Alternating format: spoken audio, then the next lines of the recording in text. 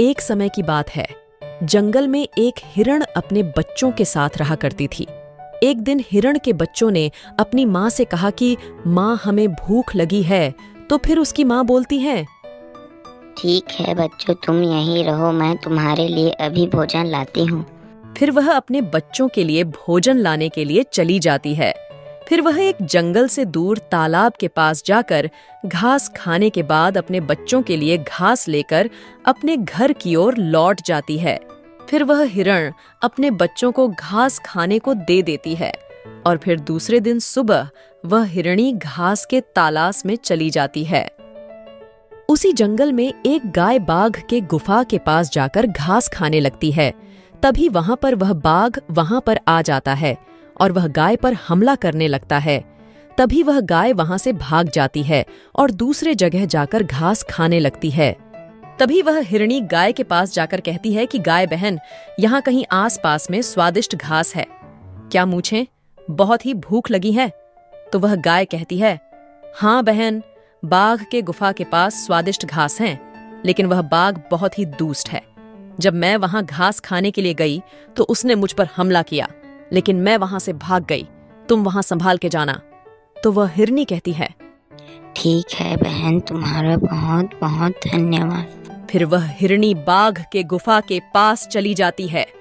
इधर उस हिरनी के दोनों बच्चे सोचते हैं कि माँ को गए बहुत देर हो चुकी है और अभी तक वह नहीं आई है। फिर वह दोनों बच्चे अपने माँ को खोजते हुए वहां से निकल गए। हिरनी के दोनों बच्चे उसी जगह से जाते हैं जिस जगह से उसकी माँ बाघ के गुफा के पास चली गई थी। इधर उसकी माँ बाघ के गुफा के पास घास खाने लगती है।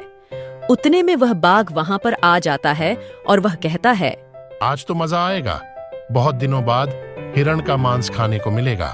तब वह हिरनी कहती है, अरे बच्चों, तुम लोग क्यों यहाँ पर आ गए? तुम दोनों यहाँ से चले जाओ। तभी वह बाघ कहता है, अब तो मैं तीनों को खाऊंगा। तभी वह हिरनी कहती है, नहीं, तुम मुझे खा लो, इन दोनों को जाने दो। पर वह बाघ नहीं मानता है, वह तीनों को खाना चाहता है। माँ। तभी वहां उन्हें देखकर शेर आ जाता है और वह उन्हें खाना चाहता है। तब वह शेर कहता है, अरे वाह, इतने दिनों बाद मुझे हिरण का शिकार मिला है। फिर वह दोनों हिरण को खाने के लिए आपस में लड़ने लगते हैं। इसे हिरणी और उसके दोनों बच्चे देख रहे होते हैं। फिर वह आपस में लड़कर मर जाते हैं।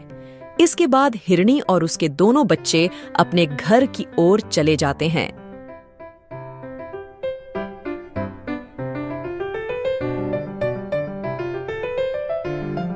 जब हिरणी और उसके दोनों बच्चे घर की ओर जा रहे थे, तभी एक चीता उसके बच्चे पर हमला करने ही वाला होता है। तभी उसकी माँ पीछे की ओर आ जाती है और वह चीता उसके माँ पर हमला कर देता है और वह वहीं मर जाती है और उसके दोनों बच्चे वहां से भाग जाते हैं। सिख, एक माँ अपने बच्चों के लिए सब कुछ त्याग देती है, इसलिए हमें कभी भी अपने माँ का दिल नहीं दुखाना चाहिए।